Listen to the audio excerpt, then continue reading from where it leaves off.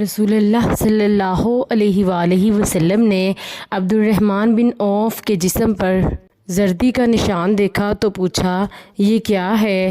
انہوں نے عرض کیا، میں نے ایک عورت سے کھجور کی ایک گٹھلی سونے کے عوض شادی کر لی ہے۔ آپ صلی اللہ علیہ وآلہ وسلم نے فرمایا، اللہ تمہیں برکت عطا کرے، ولیمہ کرو، خواہ ایک ہی بکری کا ہو۔ سنن ترمذی، حدیث نمبر 1094۔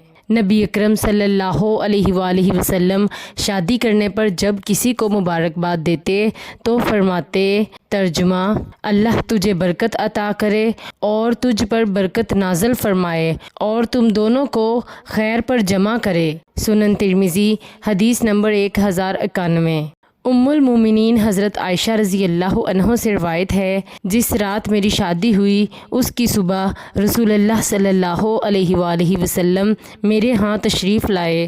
آپ میرے بستر پر ایسے ہی بیٹھے جیسے تم یعنی خالد بن ذکوان میرے پاس بیٹھے ہو، اور چھوٹی چھوٹی بچیاں دف بجا رہی تھیں، اور جو ہمارے باپ دادا میں سے جنگ بدر میں شہید ہوئے تھے ان کا مرثیہ گا رہی تھیں، یہاں تک کہ ان میں سے ایک نے کہا، ہمارے درمیان ایک نبی ہے جو ان چیزوں کو جانتا ہے جو کل ہوں گی۔ تو رسول اللہ صلی اللہ علیہ وآلہ وسلم نے اس سے فرمایا، یہ نہ کہہ، وہی کہہ جو پہلے کہہ رہی تھی۔ سنن ترمذی، حدیث نمبر 1090۔